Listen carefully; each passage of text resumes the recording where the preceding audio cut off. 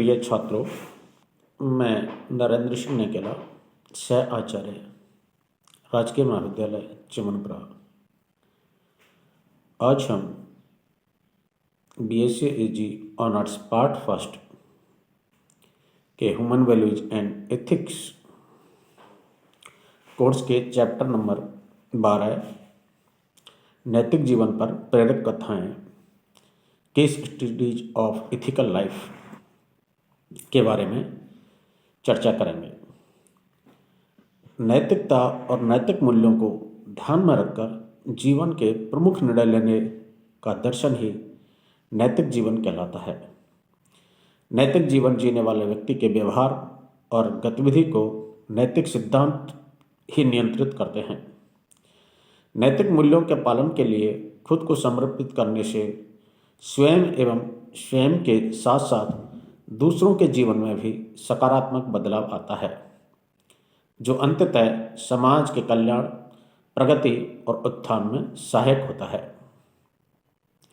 Albert Schweitzer द्वारा किए गए नैतिक जीवन इथिकल लिविंग के कुछ प्रमुख बिंदु इस प्रकार हैं। पहला, व्यक्ति को तब तक शांति नहीं मिलेगी जब तक कि वह सभी जीवों के प्रति करुणा का भाव विकसित ना करे। सभी जीवित प्राणियों के बीच पारस्परिक संबंध के दर्शन को समझने और स्वीकार करना चाहिए। दूसरों की पीड़ा को समझें, उनके दर्द को महसूस करने की कोशिश करें और उन्हें राहत देने का हर संभव प्रयास करें। नैतिकता के विकास में पहला कदम अन्य मनुष्यों के प्रति अपनापन और करुणा की भावना है। सेकंड बिंदु, वही व्यक्ति नैतिक हो सकता है जो जीवन की पवित्रता को समझे और हर एक की सहायता करने के लिए हमेशा तैयार हो। सेवा व सहायता नैतिक जीवन के मुख्य बिंदु हैं। नैतिक व्यक्ति हमेशा दूसरों की मदद करने के लिए बाध्यता महसूस करता है और किसी को चोट पहुंचाने या नुकसान पहुंचाने से बचता है। इंसान के सबसे सम्मानित गुणों में से एक दूसरों की मदद करना ही माना गया है। तीसरा पॉइंट, यह समझें कि आपके द्वारा किए गए हर कार्य अथवा गतिविधि का जीवन के उन सभी क्षेत्रों में प्रत्यक्ष प्रभाव पड़ता है जिनसे आप प्रत्यक्ष या अप्रत्यक्ष रूप से जुड़े होते हैं। आपके नेक इरादे संसार के सभी प्राणियों के जीवन की गुणवत्ता में सुधार कर सकते हैं। उदाहरण ही वह प्रत्यक्ष प्रमाण है जो दूसरों को प्रभावित कर सकता है। स्वयं अपने आचरण से उदाहरण स्थापित करें और सभी के लिए एक आदर्श मॉडल या मार्गदर्शक प्रकाश के रूप में बने रहें। फोर्थ बिंदु है, नैतिकता वह गतिविधि है जो व्यक्तित्व को आंतरिक पूर्णता प्रदान करती है। आपकी पूर्णता और आध्यात्मिक विकास दूसरे के कल्याण से जुड़ा हुआ है। जैसे हम नैतिक इंसान के रूप में स्वयं को परिपूर्ण करते हैं, हम आध्यात्मिक और सामाजिक सफलता के नए मानकों को निर्धारित करते जाते हैं। फिफ्थ, ध्यान रखें कि आपकी आत्मा की विनम्रता दूसरों द्वारा महसूस की जा सकती है एवं यह आपकी दयाशीलता और निस्वार्थ सेवा के माध्यम से व्यक्त होती है। 6, मानव व्यवहार के उच्च नैतिक और नैतिक मानक में ही मानवतावादी मूल्य समाहित हैं। कभी भी उपभोक्तावाद, स्वार्थ या किसी प्रकार की शक्ति की लालसा में मानव हितों का नुकसान कभी ना होने दें। 7, किसी भी व्यक्ति को कभी भी अपरिचित न माने, बल्कि हर अजनबी से संवाद स्थापित करके परिचित बना लें। यह शांतिपूर्ण सह अस्तित्व को समझने की शुरुआत तथा इसके लिए प्रतिबद्धता है। हर एक व्यक्ति सभी समुदायों और पूरे पर्यावरण का आदर करे एवं उनकी गरिमा को हमेशा बनाए रखे। प्रबुद्ध व्यक्तियों के कई उदाहरण हैं जिन्होंने अपने नैतिक जीवन और महान मूल्यों से दूसरों के लिए उल्लेखनीय उदाहरण प्रस्तुत किए गए। हम यहाँ पर कुछ प्रमुख उदाहरण प्रस्तुत करना चाहेंगे। सर्वप्रथम राष्ट्रपिता मोहनदास करमचंद गांधी, जिनका जन्म 2 अक्टूबर 1869 को हुआ और 30 जनवरी 1948 को उन्होंने अपना शरीर छोड़ दिया। महात्मा गांधी ब्रिटिश शासन के खिलाफ भारतीय स्वतंत्रता आंदोलन के प्रमुख नेता थे। महात्मा गांधी को सार्वभौमिक और नैतिक जीवन के अनुकरणीय मॉडल के रूप में पूरे विश्व में स्वीकार किया जाता है। उनके व्यक्तिगत और सार्वजनिक जीवन में सिद्धांतों और प्रथाओं का शाश्वत तथा दुर्लभ मिश्रण सर्वविदित है। वह सत्य और अहिंसा के आधार पर आचरण में विश्वास करते थे। उन्होंने उपनिवेश शासक, आर्थिक और सामाजिक शोषण, नस्लीय भेदभाव और नैतिक पतन के विरुद्ध अहिंसक प्रकार से संघर्ष प्रारंभ किया तथा उसका प्रचार एवं सफलतापूर्वक नेतृत्व किया। गांधी जी के नेतृत्व के महत्वपूर्ण संदेशों में निम्न प्रमुख हैं। केवल एक व्यक्ति भी प्रयास करने पर व्यापक परिवर्तन ला सकता है। शक्ति कभी भी शारीरिक क्षमता से नहीं बल्कि एक अदम्य इच्छा शक्ति से प्राप्त होती है। किसी भी जायज या न्यायोचित उद्देश्य को पाने में अहिंसा, सहनशीलता और निडरता के जरिए विजय निश्चित है। स्वयं प्रस्तुत उदाहरण के आधार पर किया गया नेतृत्व सबसे प्रभावी है। गांधी जी के नेतृत्व का मूल आधार उनका लोगों और घटनाओं के साथ सीधा संपर्क करना था, जिसके माध्यम से उनके नेतृत्व का प्राकृतिक विकास होता गया। वह अपनी खुद की कमियों को बारे में पूरी तरह जागरूक थे। गांधी जी ने अहिंसा को हिंसा के एक सार्वभौमिक विकल्प के रूप में प्रचारित किया और यही उनके नेतृत्व का मूल आधार था। उनका अन्याय और शोषण का सामना करने का हथियार अहिंसा ही था। गांधी जी का नेतृत्व और उनके जीवन जीने का तरीका उनके अनुयायियों के साथ साथ उनके विरोधियों को भी प्रभावित करता था। गांधीवादी नेतृत्व के बुनियादी नैतिक सिद्धांत निम्नलिखित हैं: सत्य, अहिंसा, सही राह और सही प्रतिफल, अधिकारों पर कर्तव्यों की महत्ता, कार्य महान है न कि कार्यकर्ता, सच्चा धर्म, सार्वभौमिकता और भाईचारा, अपरग्रह या परित्याग, स्वैच्छिक गरीबी, यज्ञ, बलिदान और सेवा, सत्याग्रह या आंशिक संघर्ष द्वारा समाधान। दूसरा उदाहरण हम मदर टेरेसा का प्रस्तुत करना चाहेंगे। मदर टेरेसा के बारे में कहते हैं कि विनम्रता सभी गुणों की जननी है, जैसे शुद्धता, दानशीलता और आज्ञाकारिता। विनम्र होने में ही हमारा प्रेम वास्तविक, समर्पित और उत्साही बन जाता है। यदि आप विनम्र हैं तो आप पर ना प्रशंसा का और ना ही अपमान का कोई असर पड़ेगा, क्योंकि आप जानते हैं कि आप क्या हैं। यदि आपको दोषी कहा जाए तो भी आप हताश नहीं होंगे। अगर आपको महान या संत भी कहा जाए तो आप स्वयं को कभी बहुत उच्च कोटि का नहीं समझेंगे। ये मदर टेरेसा के शब्द थे, जिन्हें मदर एग्नेस गोक्सा बोजाऊ, जिन्हें मदर टेरेसा के नाम से जाना जाता है, जनवरी 1929 में युगोस्लाविया से कलकत्ता आई थी और उन्होंने इस देश को कभी नहीं छोड़ा। उनका उद्देश्य बीमार और गरीबी की सेवा करना था और उन्होंने इस उद्देश्य के लिए अपना पूरा जीवन समर्पित किया। उन्होंने निराश लोगों की मदद के लिए कई संस्थान खोले, जैसे मिशनरी ऑफ चैरिटी, निर्मल हृदय और शिशु भवन। मदर टेरेसा को 1979 में नोबेल शांति पुरस्कार और 1980 में भारत रत्न से सम्मानित किया गया था। राष्ट्रीय और अंतर्राष्ट्रीय सम्मान प्राप्त करने एवं सार्वजनिक प्रशंसा के बावजूद मदर टेरेसा अंत तक विनम्र, दयालु और उदार बनी रहीं।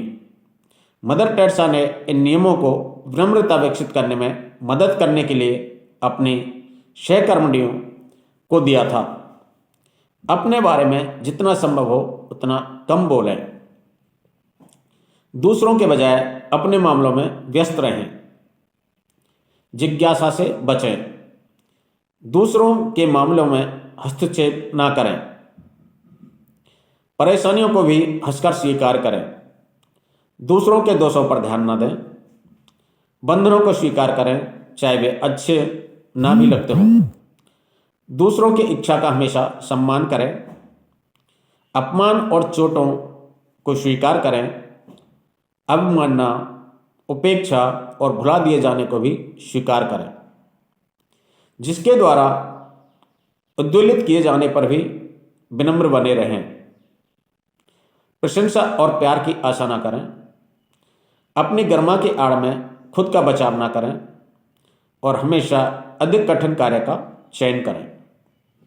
ये कुछ उनके अपने सिस्टर्सों को उपदेश थे, जिससे ताकि वो विनम्र रह सकें और समाज की सेवा कर सकें। नेक्स्ट केस स्टडीज हम डॉक्टर एपीजे अब्दुल कलाम के बारे में चर्चा करना चाहेंगे।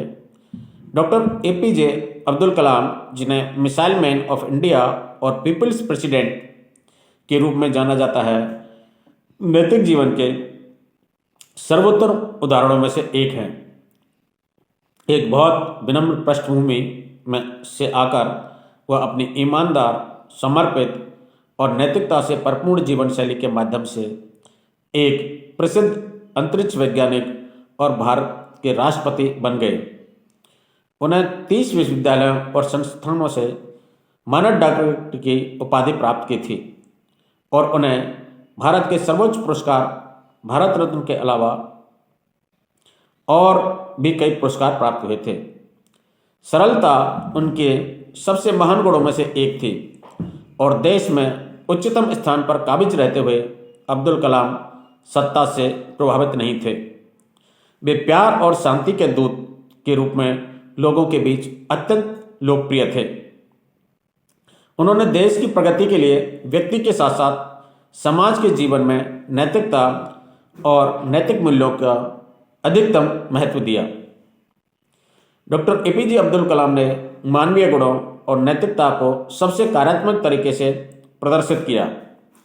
व्यक्तिगत नैतिकता में उन्होंने कृतज्ञता, साहस, आत्म अनुशासन, विश्वसनीयता, दयालुता, संवेदनशीलता और ईमानदारी,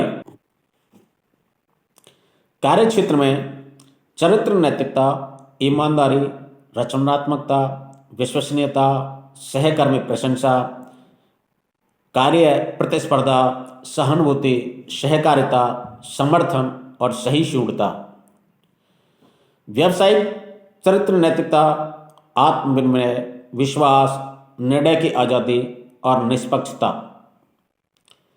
प्रतिबद्धता सिर्फ कड़ी मेहनत ही नहीं, यह संपूर्ण भागीदारी है। अपने मिशन में सफल होने के लिए आपके पास अपने लक्ष्य के प्रति संपूर्ण समर्पण होना चाहिए। उद्देश्य को दिल और आत्मा में रखना चाहिए। जीवन में आंतरिक संसाधनों के प्रयोग की इच्छा, विशेष रूप से कल्पना शक्ति का उपयोग ही सफलता लाती है। उनके प्रमुख शिक्षाप्रद विचार इस प्रकार हैं। समय, आर्थिक समृद्धि और शांति के लिए राष्ट्र के सभी कार्यों में नैतिकता अनिवार्य है। राष्ट्र में नैतिकता लानी है तो समाज को नैतिकता और मूल्य आधारित प्रणाली को बढ़ावा देना आवश्यक है। अगर समाज में नैतिकता और मूल्य प्रणाली स्थापित करनी है तो परिवारों को नैतिकता और मूल्यों का सम्मान करना चाहिए। अगर परिवारों में नैतिकता और मूल्य प्रणाली विकसित करनी है तो माता पिता में अंतर्निहित नैतिकता होनी चाहिए। माता पिता में नैतिकता महान शिक्षा, मूल्य आधारित शिक्षा और स्वच्छ वातावरण के निर्माण से आती है, जो मन में ईमानदारी एवं न्यायप्रियता जगाती है। इनके अतिरिक्त एक और उदाहरण नैतिक जीवन का देना चाहेंगे, वो है भारत के पूर्व प्रधानमंत्री लाल बहादुर शास्त्री। लाल बहादुर शास्त्री भारतीय राजनीति में अपनी ईमानदारी, कड़ी मेहनत, सादगी और तपस्या के लिए प्रसिद्ध हैं। भारतीय राजनीति के इतिहास में एक तरफ जहां राजवंश, भ्रष्टाचार और धन का प्रभुत्व है, लाल बहादुर शास्त्री अपनी नैतिकता, अखंडता, सादगी और तपस्या के आधार पर एक अलग पहचान स्थापित करने में सफल हुए थे। वह महात्मा गांधी से बहुत प्रभावित थे और स्वतंत्रता संग्राम में सक्रिय रूप से भाग लेते रहे थे। जब उन्हें अंग्रेजों के शासनकाल में जेल में रखा गया था, उन्हें उनकी बेटी बीमार होने की सूचना दी गई थी। उन्होंने 15 दिनों के लिए बेटी से मिलने का अनुरोध किया। उन्हें इस शर्त पर रिहा किया गया कि उन 15 दिनों में उन्हें स्वतंत्रता संग्राम में भाग नहीं लेना है। दुर्भाग्य से जब तक वह अपने घर पहुंचे, उनकी बेटी की मृत्यु हो चुकी थी। अंतिम संस्कार के बाद 3 दिन पश्चात वे तुरंत जेल लौट आए, जबकि उनके जेल से स्वतंत्रता के 12 दिन शेष थे। यह उनकी नैतिकता की मिसाल थी। इसी तरह एक बार जेल में रहते हुए उन्हें अपने बेटे की गंभीर बीमारी के बारे में सूचना मिली और इस बार उन्हें जेल से 7 दिनों की छुट्टी की अनुमति मिली थी। वे अपने बेटे के साथ 7 दिनों तक रहे और बेटे के पूर्ण रूप से स्वस्थ न होने पर भी वे वापस जेल आ गए थे। मीन्स उन्होंने अपने वचनबद्धता को निभाया था, चाहे परिस्थितियां कितनी भी विपरीत हों। उन्होंने जवाहरलाल नेहरू के मंत्रिमंडल में रेल मंत्री के रूप में कार्य किया। उनके काम के प्रति इतने उच्च नैतिक मापदंड थे कि उन्हें एक ट्रेन दुर्घटना के तुरंत बाद उन्होंने नैतिक जिम्मेदारी लेते हुए अपने पद से त्यागपत्र प्रस्तुत कर दिया था, जिसका सदैव उदाहरण दिया जाता है। एक घटना और मैं आपके सामने लाल बहादुर जी की विशेष रूप से चर्चा करना चाहूँगा। जब भारत पाकिस्तान का युद्ध चल रहा था तो अमेरिका ने हमें गेहूं देने से मना कर दिया, तो उन्होंने इसका समाधान इस प्रकार से निकाला और यह नारा दिया, जय जवान जय किसान, कि हमारा जवान है वो सीमा पर लड़ेगा और हमारा किसान है वही अन्न उत्पादन करेगा। और जब तक अन्न की कमी है तब तक उन्होंने एक दिन के उपवास की घोषणा की थी, सोमवार के, जिससे कि अनाज बचाया जा सके और किसान जवानों को उसकी आपूर्ति की जा सके। इसलिए उन्होंने स्वयं भी एक दिन का उपवास किया सप्ताह में और उनके आवाज़ पर करोड़ों लोगों ने, चूंकि वो नैतिक जीवन के मिसाल थे, इसलिए करोड़ों लोगों ने एक समय का उपवास किया, जिससे कि अन्न की बचत हुई और हम आत्मनिर्भर बन सके। और इसी का परिणाम था हरित क्रांति। सो ये कुछ ऐसे केस स्टडीज हैं नैतिक व्यक्तियों के जीवन की मिसाल हैं, जिनसे हम प्रेरणा ले सकते हैं और अपने जीवन में इनको अंगीकार करके स्वयं उच्च मानक प्रस्तुत कर सकते हैं और आसपास के वातावरण को भी सुखद बनाने में अपनी भूमिका निभा सकते हैं। Thank you very much.